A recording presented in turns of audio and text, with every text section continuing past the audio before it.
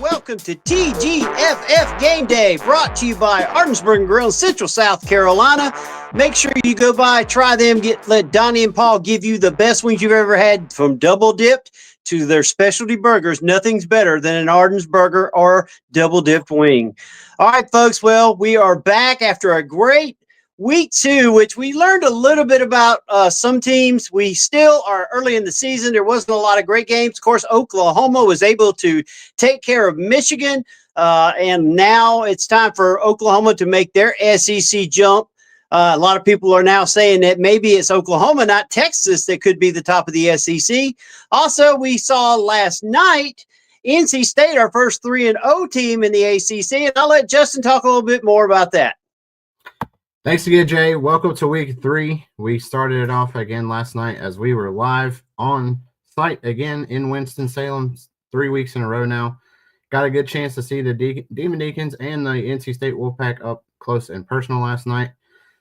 So the Demon Deacons did what they typically do, and NC State's done it for 2 weeks in a row now. The Demon Deacons got up early and fast with an opening kickoff for a touchdown, and then the second half they went full punt. So they just punted the entire second half. So NC State got a big key win on the road last night, 34-24. So lots of good stuff going on as in the world of college football, Jay. So we are ready, though, for another awesome, fantastic week of games. Last week was a little dry, but this week it's going to be chock full of some good ones. So we're going to get that started off this week as Mark Livingston joins our show again this week, and we're going to start our second segment of the show. We're going to be talking about our Big Ten preview of the week, and that's going to be sponsored by our good friends over at TrueVictory.com. If you need some really good apparel, veteran-made, veteran-owned, go get your apparel over at TrueVictory.com. So, Mark, welcome to the show for the third week in a row. We're glad to have you on,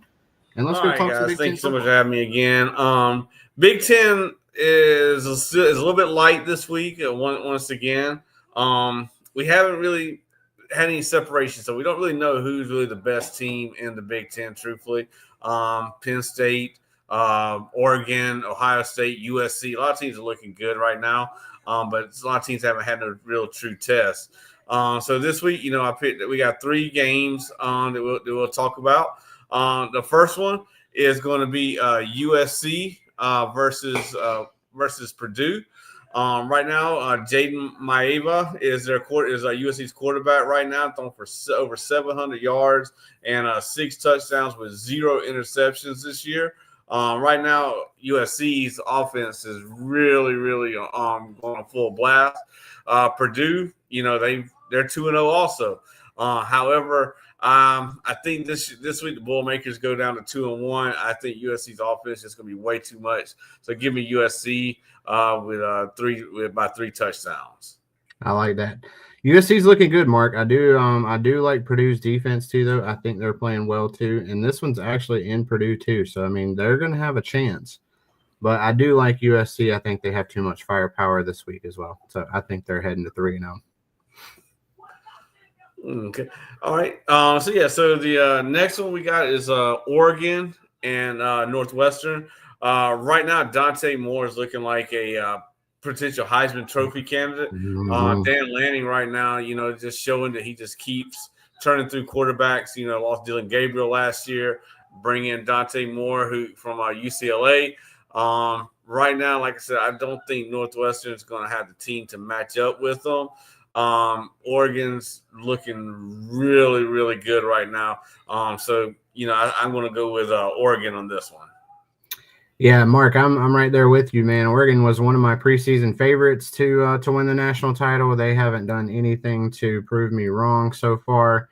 So I do like them again to go 3-0. Dan Lanning's one heck of a football coach and deserves a lot of credit for what he's doing up there in Oregon. So really like what the Ducks are doing. Honestly, I think the best story of last week too, though, when it came to Oregon, was the Oregon Duck came out as a little boo-boo duck. So that was a fantastic take. So kudos to you, Oregon, for getting creative with that.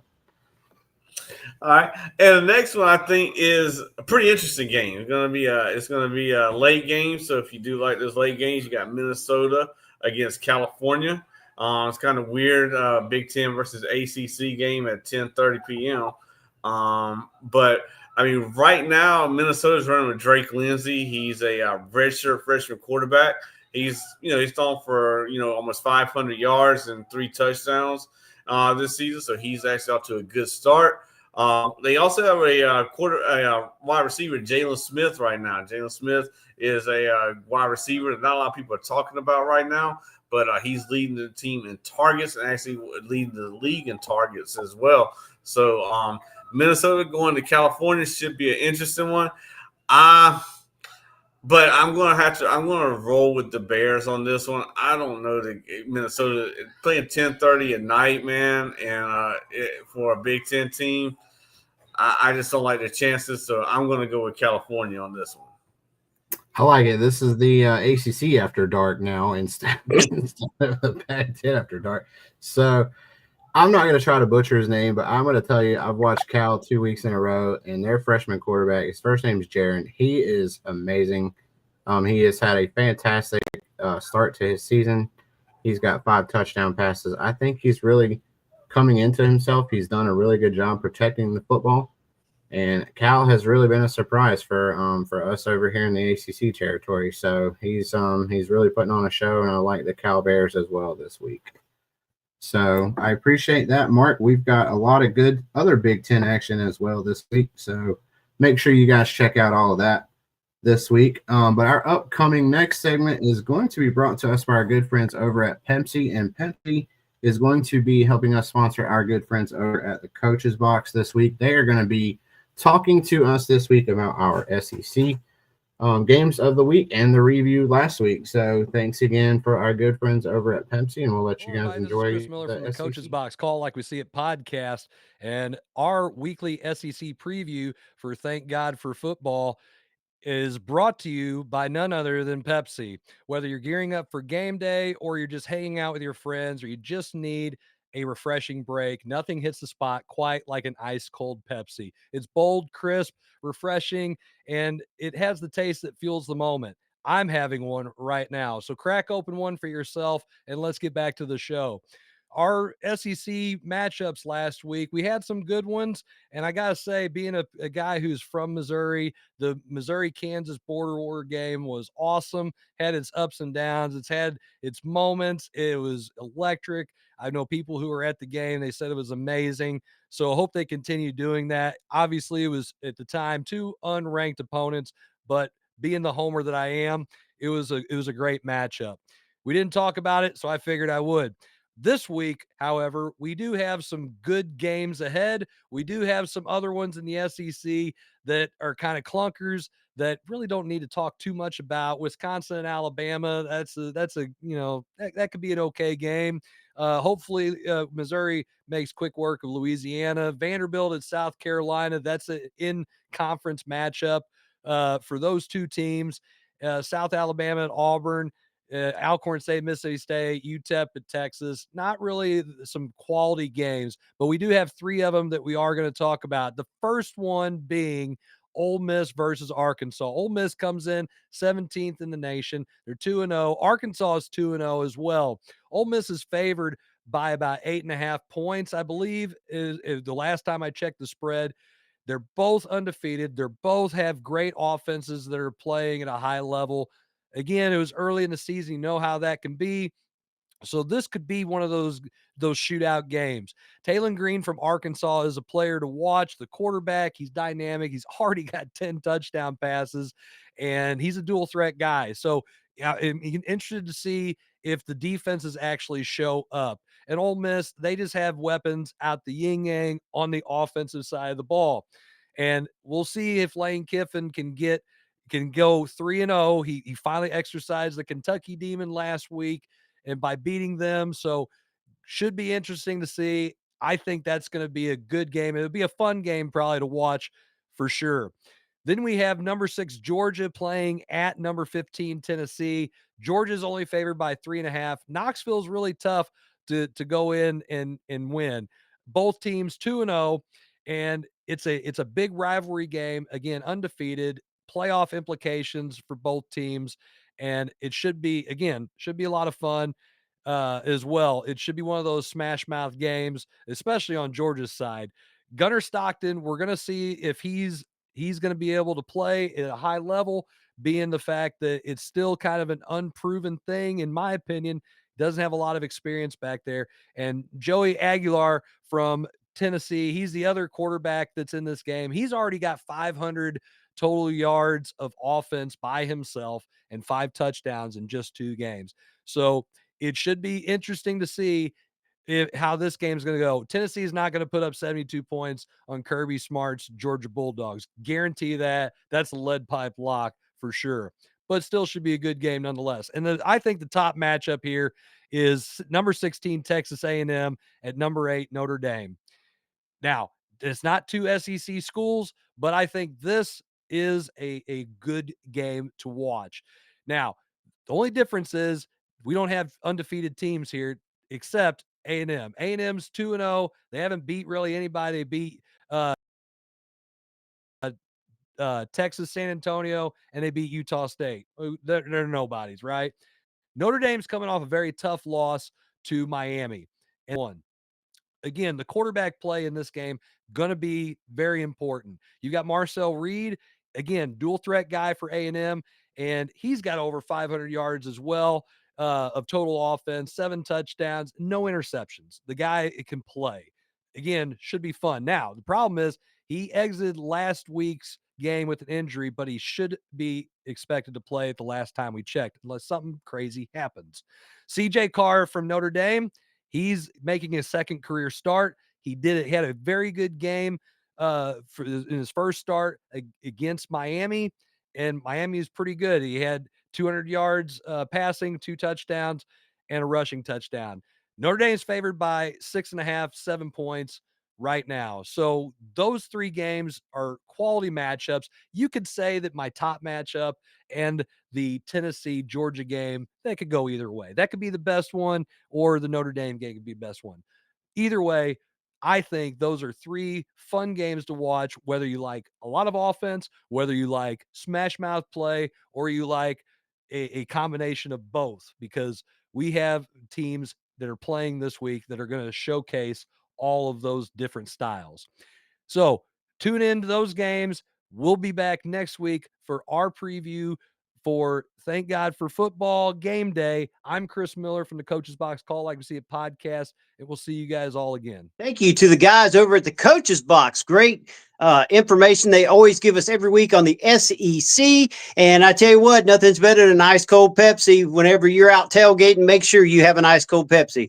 Well, folks, he's finally back out of the dog pound, out of the veterinary. He is back. We're talking about our old pal Scooby. He's going to be giving us the Sitting Pretty Dog Grooming Underdog Pick of the Week. Let's get to him right now.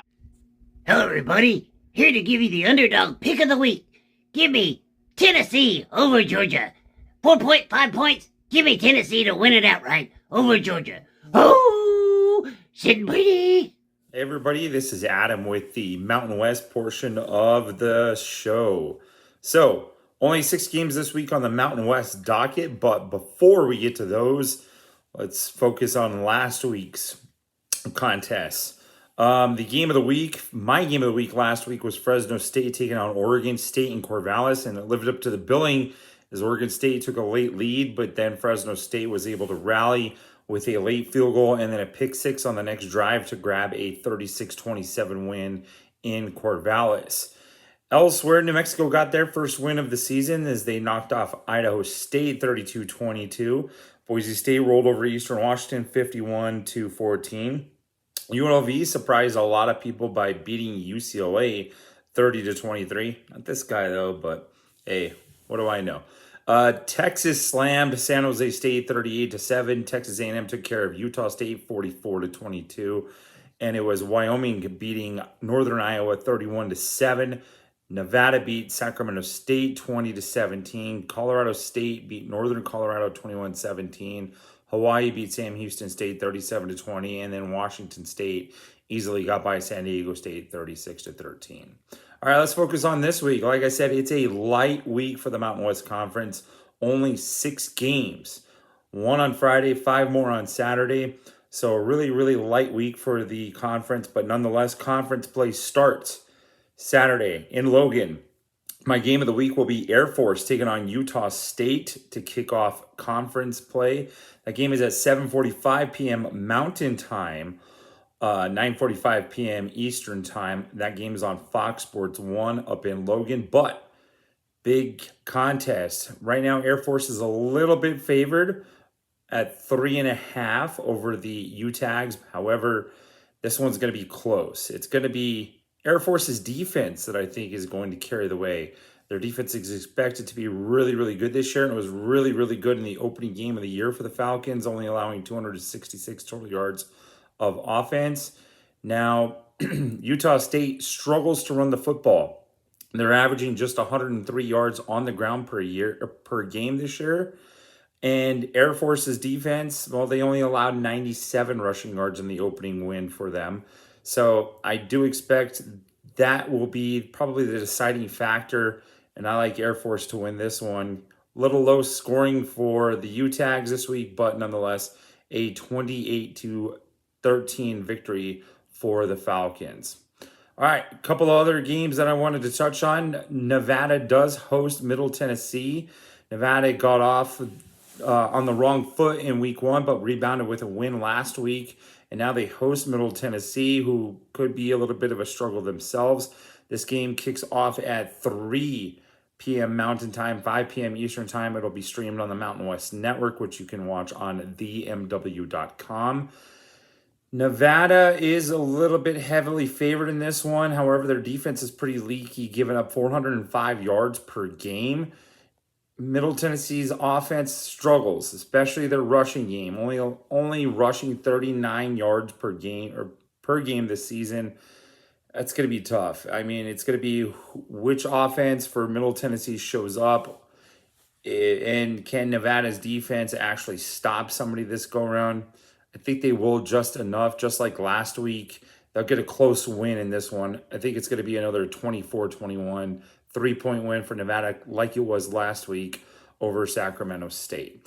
My last game of this week is actually a Friday night game in the Rose Bowl. New Mexico plays on the road at UCLA. That game is on at 8 p.m. Friday night, right here on Friday night.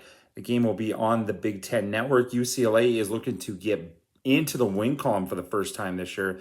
Got absolutely hammered by Utah in week 1. And then last week, UNLV jumped out to a surprising 23-0 lead before UCLA rallied, but still fell short 30-23.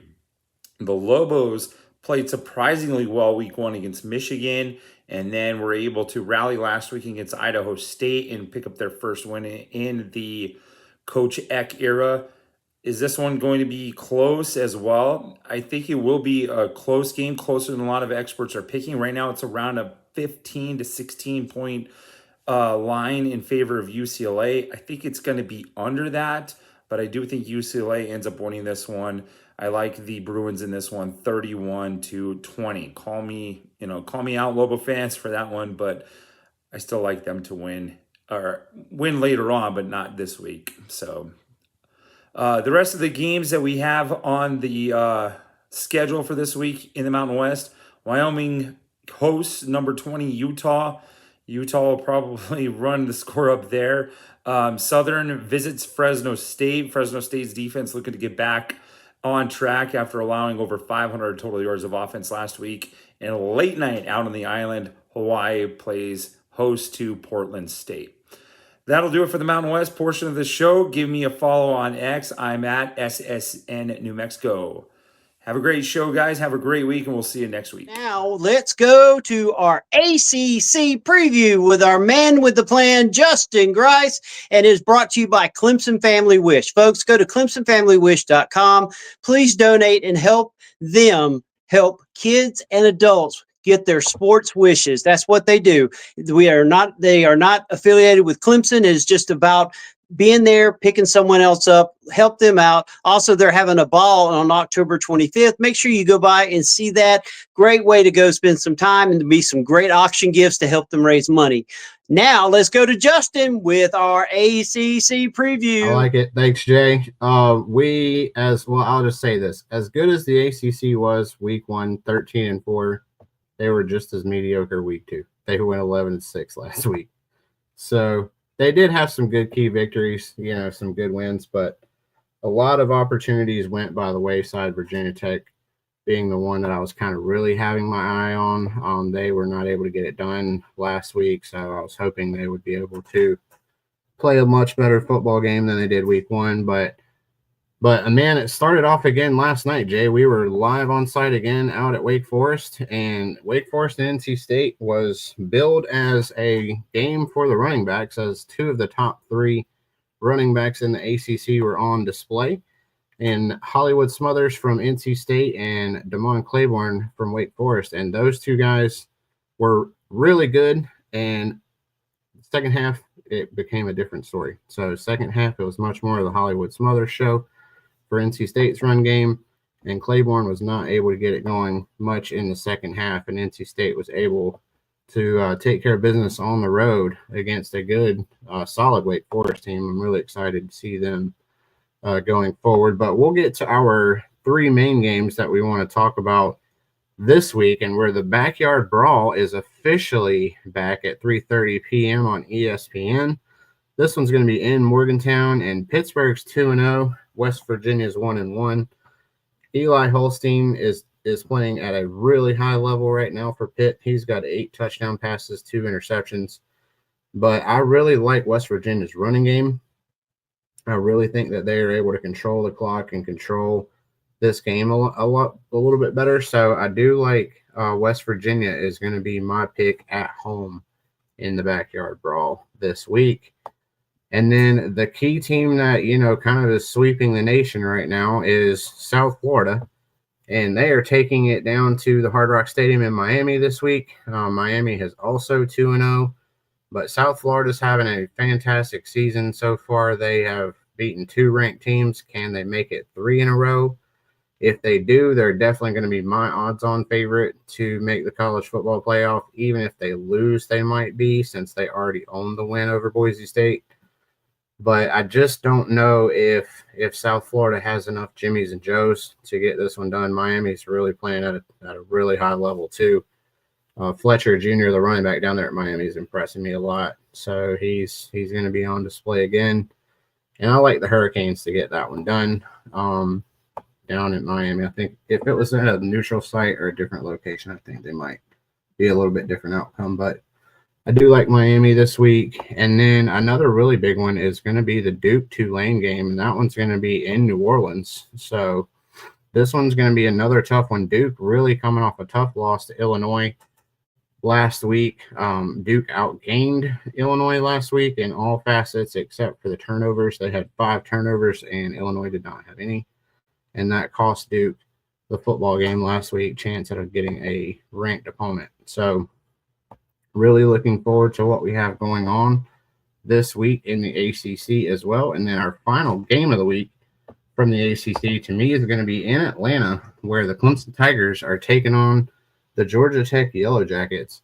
And Jay, and everybody, this team is really good. Georgia Tech's showing a really solid running game right now, but the team in Clemson's always Clemson, and they're a really good football team. They've had 2 tough games their first 2 weeks, but Clemson kind of got their running game going last week a little bit, and so I'm excited to kind of see what they have for their second week in a row. But we've picked this. We've talked about it. I'm going to take the Georgia Tech Yellow Jackets at home this week for that.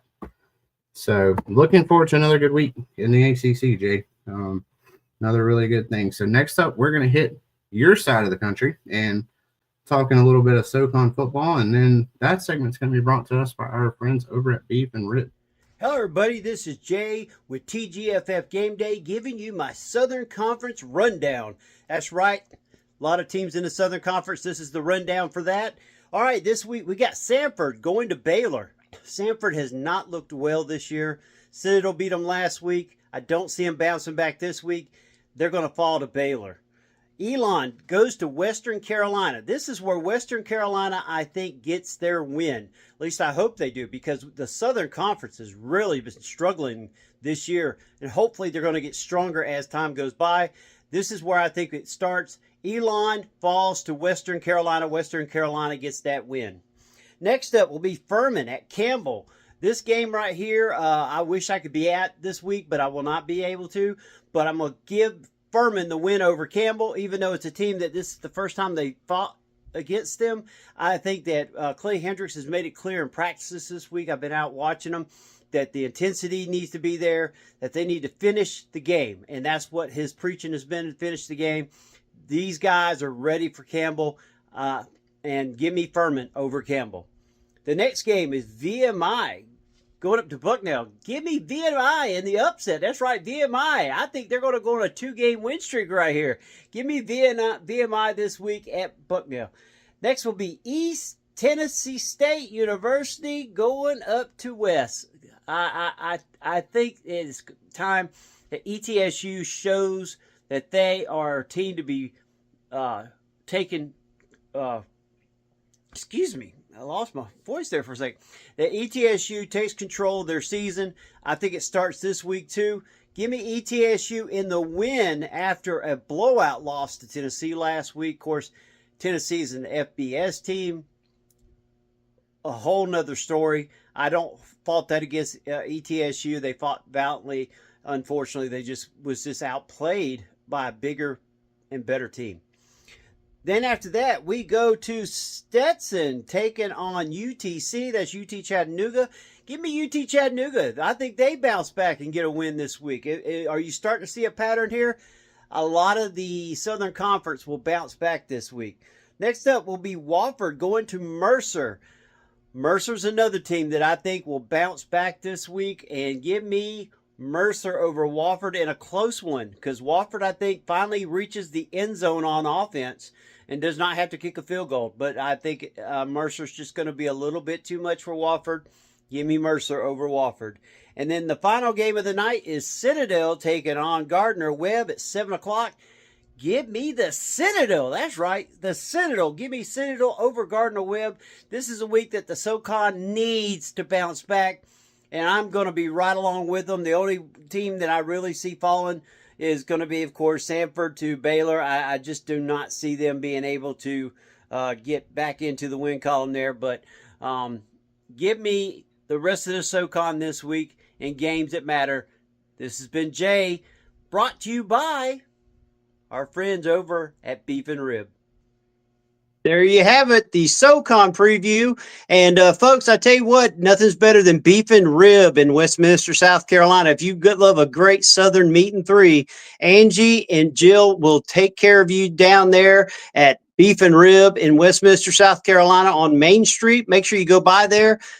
You just can't beat their food no matter what. She is also co-owner of Ardensburg Grill, so they are a great company to be with, and we appreciate everything they do for us. Well, right now, let's go to the Clemson Wine Bar, which is in Patrick Square in Clemson. Make sure you go by there. They've got some of the best wines, wine tasting. They also have gourmet food, a little bit of everything. Clemson Wine Bar, that's in Clemson, South Carolina, in Patrick Square. Let's bring you the AAC preview, brought to you by SSN Army. Thank God for football. I'm Cuthbert from Sidelines Army, here with your American Conference breakdown. Before we get into it, I just want to say thank you to the Clemson Wine Bar, the sponsor of this segment, and the perfect location for a lovely little evening with your significant other, maybe even a special event. You find yourself in Clemson, South Carolina, make sure to stop in and tell them that Thank God for Football and Greenville Sports Media sent you.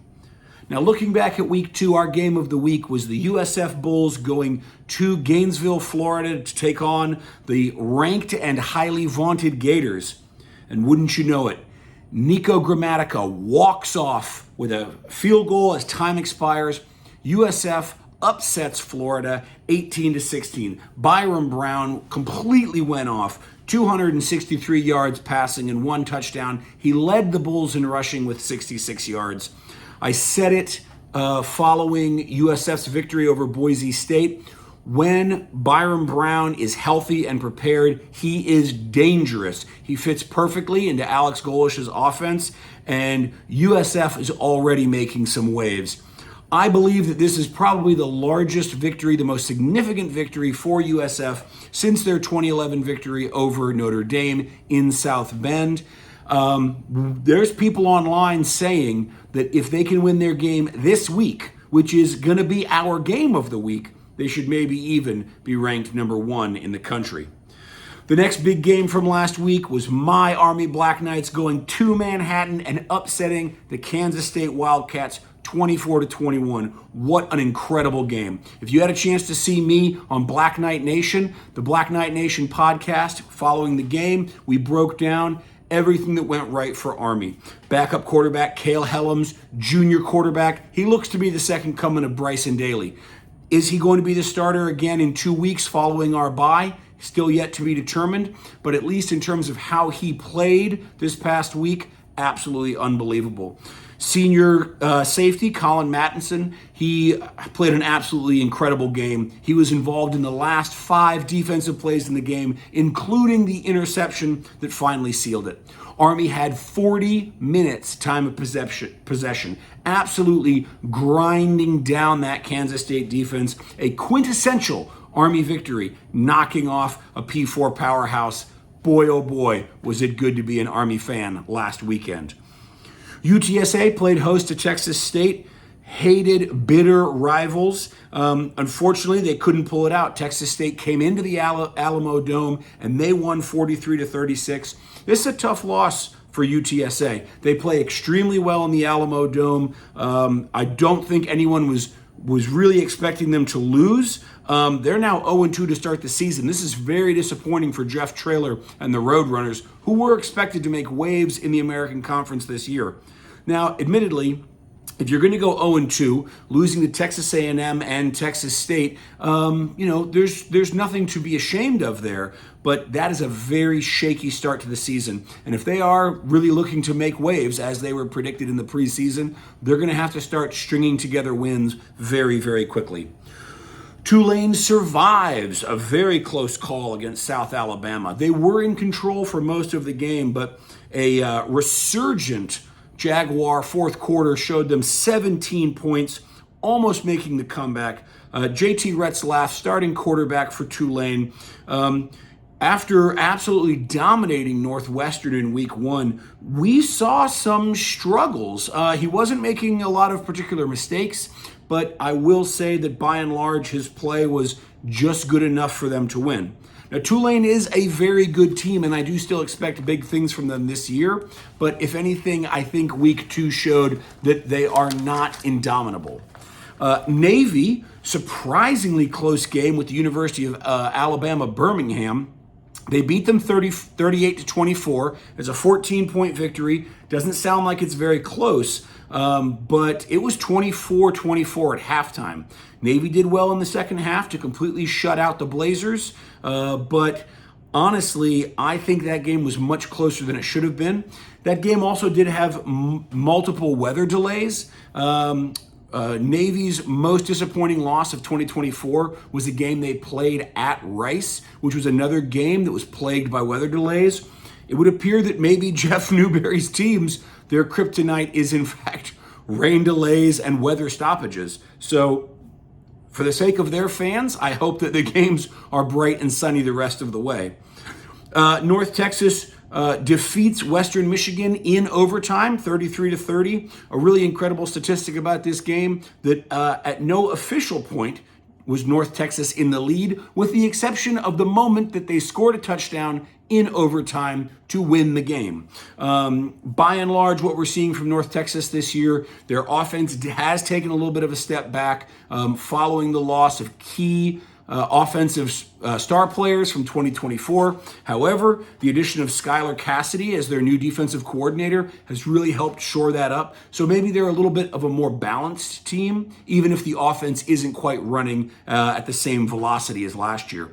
ECU gets back on track. They absolutely dominate Campbell, 56-3. This is an FBS, FCS blowout. Caton Hauser looked absolutely on point at quarterback. A much needed showing of strength for the Pirates. Memphis handily beat Georgia State 38-16. The Memphis defense held Georgia State to under 50 total yards of rushing. This is a strong pull-away second half win for Memphis. The game was much tighter at halftime. In the second half, it was all Tigers. So Memphis rolls. They are now 2-0. Other games around the league, Tulsa drops to New Mexico State 21-14. Trey Lamb still working hard to build that program. I'm a little surprised by this loss. But, Tulsa's got a long way to go. They are really trying to rebuild from last year, so not the biggest shock in the world. Houston and Rice. Houston really handles the Owls easily, 35-9. This is a little bit of a regression to the mean for Rice. They had played very strongly in week one, had a surprising victory against Louisiana. I thought maybe this was a chance for an upset and a big swing here for Rice. Didn't work out in their favor. Them's the breaks. UNC goes to Charlotte. They beat them 20-3. So Tim Albin, who is now the head coach of Charlotte, came over from the University of Ohio. He's still working to get this team better. Watching the game, I think that even if Charlotte does absolutely everything right, there's still a good chance they lose this game. I will say losing 20-3 is some self-inflicted wounds, unfortunately. They had some unforced errors, some dropped catches, which really came back to bite them. So Tim Albin still looking for his first win with the 49ers. FAU dominate Florida A&M. This is another FBF, FCS walkover. It was 56-14. I said before the season I expected FAU to be the 2025 version of 2024 North Texas. That is to say, lots and lots of offense, big spread, big play, big pass offense. We saw it this past Saturday. I'll be curious to see how they do moving forward as the competition gets a little bit harder and we get into conference play. And the last game from week 2 that I wanted to talk about, the Temple Owls are 2-0. Unbelievable.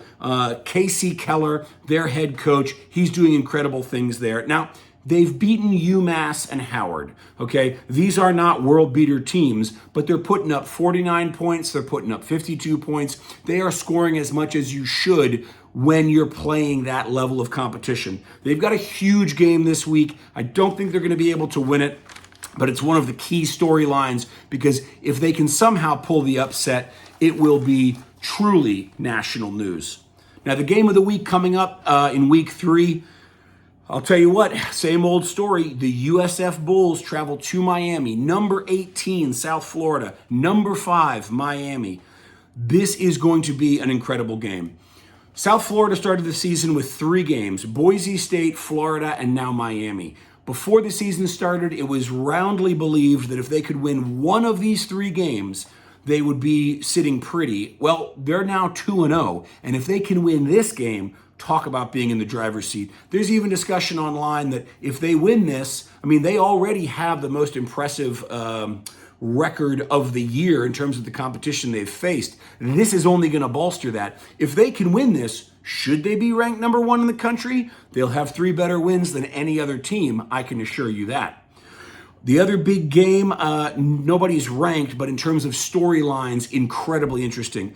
Duke is traveling to Tulane. Now, Duke, not a world beater, but their starting quarterback, Darian Mensah, he was the starting quarterback for the Tulane Green Wave in 2024. Following the season and that, so painful loss to my Black Knights, in the AC, then AAC, now AC championship game. He took that NIL money. He jumped to Duke. He is coming back to Tulane for the first time. It's going to be packed. This is a huge game for the Tulane program. If they can put Duke down, it'll just do wonders for that team. Washington State, 2-0, traveling to 2-0 North Texas. Now, if North Texas can pull a win out here and they can go 3-0 against Washington State, which is not really a P4 team, but also kind of not really a G5 team. They're sort of in this weird no man's land. They're one of the holdovers from the former Pac-12. This could be really big for North Texas. And if they can get this win, it'll be setting them up very nicely going into Army in 2 weeks. And then the other big game of the week, number 13, Oklahoma, traveling to Philadelphia to take on the Temple Owls. Can Temple shock the world? I mentioned earlier, Casey Keeler is doing incredible things with Temple. Quarterback Evan Simon, how is this for a statistic through 2 games? 9 touchdowns and only 8 incompletions. Admittedly, he's been playing some pretty bad teams, but that is absolutely spectacular at any level. The Oklahoma quarterback, John Matier, I think is how you pronounce his name, he's a dual threat quarterback. And Temple has made it very clear that they are well aware of his ability to run and that they plan on punishing him for it. So expect some stiff defense, probably some strong offense coming from Temple. This could be a sleeper classic. Memphis is playing Troy, undefeated Memphis, 1-1 Troy. I think we're going to see the American Conference roll in that one. FAU is playing FIU. This is the Shula Bowl. This is not being played on rivalry weekend, but this is a hated rivalry. Neither of these teams are particularly strong or expected to do particular things this year, but get onto social media, look at their fan bases. These schools absolutely despise each other. This is going to be must watch. FAU and FIU. East Carolina is going to play Coastal Carolina. Coastal Carolina looks to be a little bit down this year. But what's going to be interesting is that this is week 3 coming up. In week 4, East Carolina is going to be playing Brigham Young. Now that is going to be a marquee game. So the question is, can ECU stay focused on a depleted Coastal Carolina team and pull out the victory this weekend? Or are they going to get caught looking ahead and maybe Coastal Carolina and the Chanticleers pull one out? Navy is going to be playing Tulsa. That should be a walkover. UAB is going to be playing Akron. They get my weekly award for the decrepit meeting the non-existent. Sorry to say. We then have Charlotte, 0-2, playing a 2-0 Monmouth. This is FBF FCS. But you're talking about a winless FBS and an undefeated FCS. I really hope the 49ers can pull this out. They need it for their program. They need it for Tim Albin. The fan base is rabid. I think they're going to pull it out because even at 2-0, Monmouth is not a particularly strong team, but we just have to see. Rice hopes to get back on track against Prairie View A&M. I think that's probably going to be an easy win against a middling FCS team. And UTSA, they look to get on track, get their first win of the season against Incarnate Word. Well, that's it for me from Sidelines Army. Thank God for football. Go Army, beat Navy. Thanks so much to our good friends over there at Beef and Rib. Make sure you guys get your amazingly good food over there from Don and Angie. They do a great job over there. But now it is going to be time for our good friends over at the Point RV at Lake Hartwell. We are going to be doing our picks of the week. And next week, we have a very special guest joining the show, our good friend of the program, Aries Curry from our folks over at Clemson. He is going to be joining us next week for our guest picker. And this week, we are going to kick this one off. So we're kicking our picks of the week off again this week. We're going to start with Wofford and Mercer. Jay, that's your territory, SoCon. So I'm going to let you kick us off with that. Take us through your pick for this week for that game. All right. This past week, Wofford just still can't seem to get the offense into the end zone. But I tell you what, they're taking on a Mercer team that at the start of the year, everybody was predicting was going to be a repeat champion, but they are just not looking like it. Give me Wofford to get a touchdown in this game, but Mercer to pull it out at the end, make it a 17-14 game. Wofford does not get there, but does play better and does get in the end zone with the offense this time. I like it. Mark, who are you going to take between the Terriers and Mercer this week? All right. Well, in case y'all guys didn't know that I do cover Wofford, so I am kind of a little bit of expertise on this. I do see that Ethan Drum is going to be the starting quarterback. He's a freshman quarterback. Gives him a lot. They moved the ball a lot better last week. I did attend Coach Watson's luncheon Tuesday, and he did say they're going to try to get the running game going more with Gerald Modest. Wofford has not scored an offensive touchdown all season, but Mercer hasn't looked that much better themselves. Give me Wofford in this one in a 17-14 win. I like it. I'm a huge fan of the Terriers. My whole brother has a ton of Terriers, but I'm going to do the Lee Corso not so fast, my friends. I'm taking Mercer this week to get the job done. So next up, we're going to be hitting up our good friends over at Prairie View and Rice. We like to give all of our programs around the country some love. So, Mark, I'm going to let you take this one first. You can go just real quick. Who you're taking Prairie View and Rice? I'm going to go with Rice on this one. I like it. The good friends in Texas, Jay, knows Rice a little bit. I'm going to let him talk about Rice too. Rice is definitely looking a little bit better. I think they are going to have a better team. Prairie View actually is a pretty strong team out of their conference, but I think Rice wins this game in the 24-21 range. I like Rice as well. I think they're a solid team just because they get some kids from Texas, and that's a good thing for their program. They got some good talent down there. So I'm also going to sweep the board this week and take Rice as well. So next up, we're going to keep staying in the state of Texas, and we're going to go Texas State, Arizona State. So, Mark, I'm going to let you take that one first. All right. So Arizona State, took a tough loss to Mississippi State last weekend. However, I think that's an anomaly because I really think Mississippi State is a lot better this year than what they were portrayed. I'm going to go with Arizona State and a big win this week. I like it. Jay, who are you taking this week? Arizona State. Yep, give me the Sun Devils too. So that's another sweep across the board. I think they get the job done after a tough loss last week against Mississippi State. So next up, we're gonna head back to the Big Ten/ACC or SEC. Sorry, we're gonna do Wisconsin and Bama. So Jay, I'm gonna let you take that. Are you taking Badgers or Roll Tide? I tell you what, this one I had to think about it. Wisconsin hasn't looked great, but Bama trolled a team last week that was not even close to what they have as far as talent. But I think because it's being played at Alabama, give me Wisconsin in an upset. Mark, who are you going with this week? The Roll Tide or Wisconsin?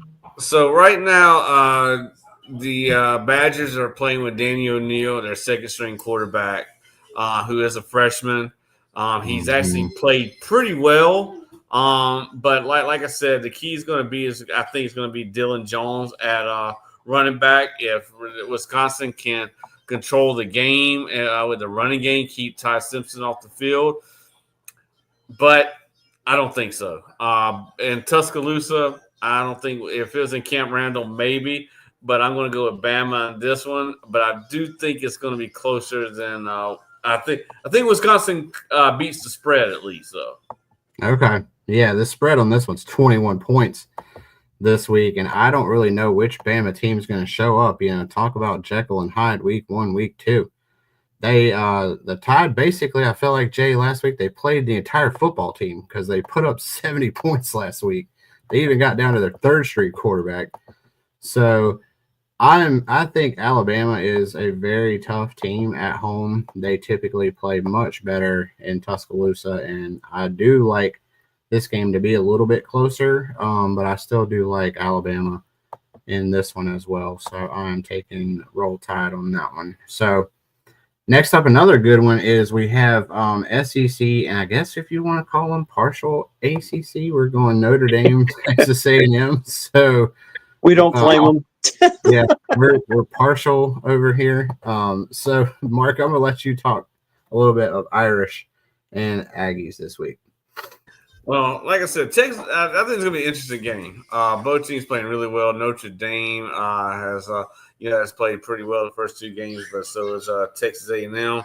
I do like Reed at quarterback for A&M as well. I think he's going to make a big impact with not only his passing, but he's also going to make a big impact with his feet. So go ahead and give me the Aggies in this one. I like it. Jay, who are you going to take? Is it Lucky Leprechaun, or are we taking the Aggies? Well, after speaking to my buddy Nathan, I'm telling you right now, I think it's going to be a game where Notre Dame is wanting to have some revenge against a good team because of their loss to Miami. Give me Notre Dame in this game, and I think they're going to win by at least 10 points.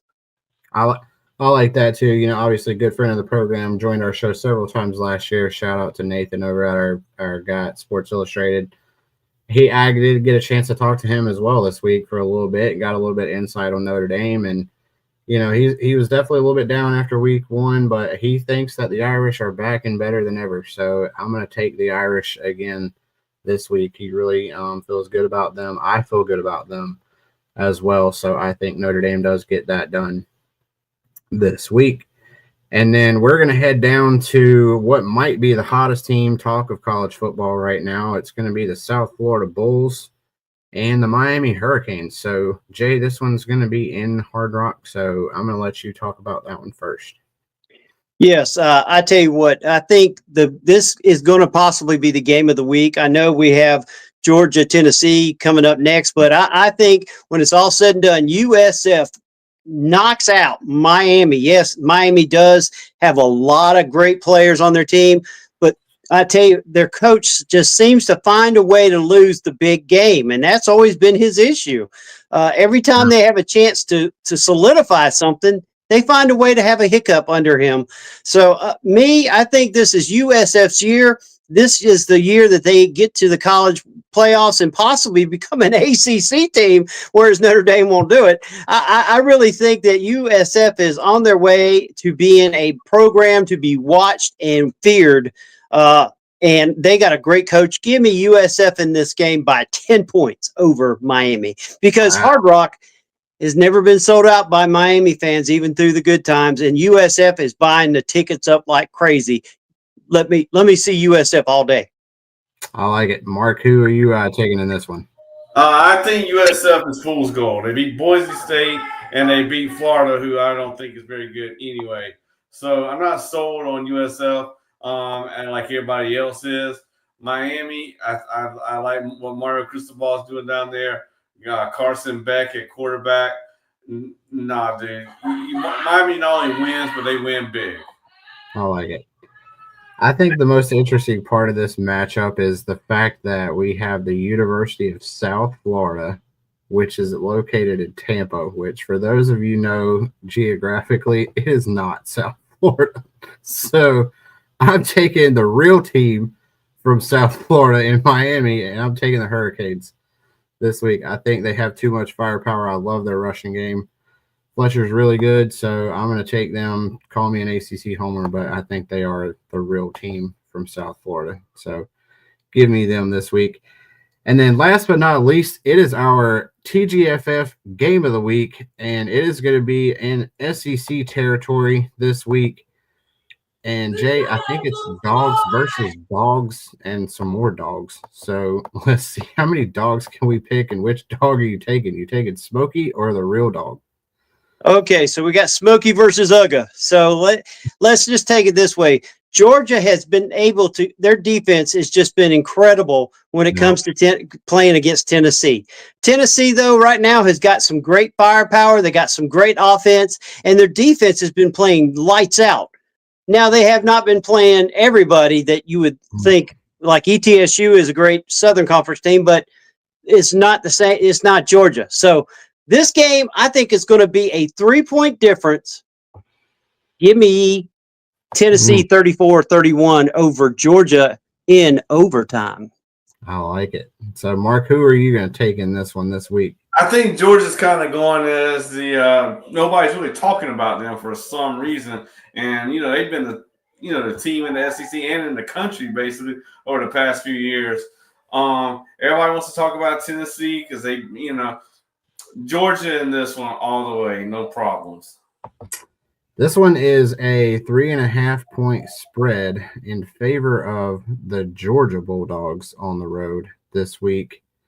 But I honestly am a huge fan of Mark Heupel, and I just can't pick Georgia. I just can't take them. I'm taking Tennessee this week. I think Tennessee proves why they're a contender in the Southeastern Conference this week. So I'm going, as Colby did on our show from TGFF last night. If y'all missed that, he started singing Old Rocky Top, and I'm taking Rocky Top, Tennessee this week. So, Jay, I appreciate it, but Mark, we appreciate it. But I think we also have somebody else that's going to be joining the show too this week for some pick, and I don't know where he's at, Jay, but I think we're going to have Uncle Bobby somewhere out there with his pick, brought to you by Cheerwine. If you need a nice, refreshing cola, make sure you check out Cheerwine. So, Uncle Bobby, I don't know where you're at, but I'm going to let you figure out what's going on and give us your pick of the week. Hello, everybody. It's Uncle Bobby here to give you my pick of the week. Give me USF over Miami. The Hurricanes are going to get ran over by some bulls this week. And I'm not talking bull. Don't just be say bull. Woo! All right, folks, nothing's better than an ice cold Cheerwine. And Uncle Bobby, as always, delivers. He just delivers. That's all we're going to say about that. We want to thank Mark Livingston for joining us each and every week. Of course, our host, Justin, of course, keeping the show all together. And, of course, you fans out there, we appreciate you following us. Make sure you subscribe. Make sure you like. Make sure you comment.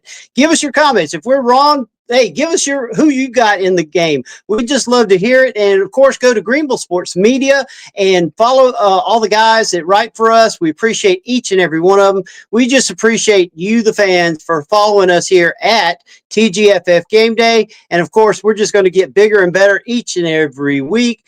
Thank you for joining us. And we also want to thank Ardensburg and Grill, Beef and Rib, and all the other sponsors that help us here at Greenville Sports Media. You guys have fun. Week 3, it's going to be an awesome slate of games. So enjoy the weekend. Y'all have fun. And like Jay said, make sure y'all let us know if we're wrong. We are known to do that. So have fun again on Saturday, and we will see you guys again next week as we review this week. TGFF, back up for football. Game day. TGFF, back up for football. Game day. TGFF, back up for football. Game day. TGFF, back up for football. Game day. You have tuned in to another episode of Thank God for Football, brought to you by the Fanboys, powered by Greenville Sports Media.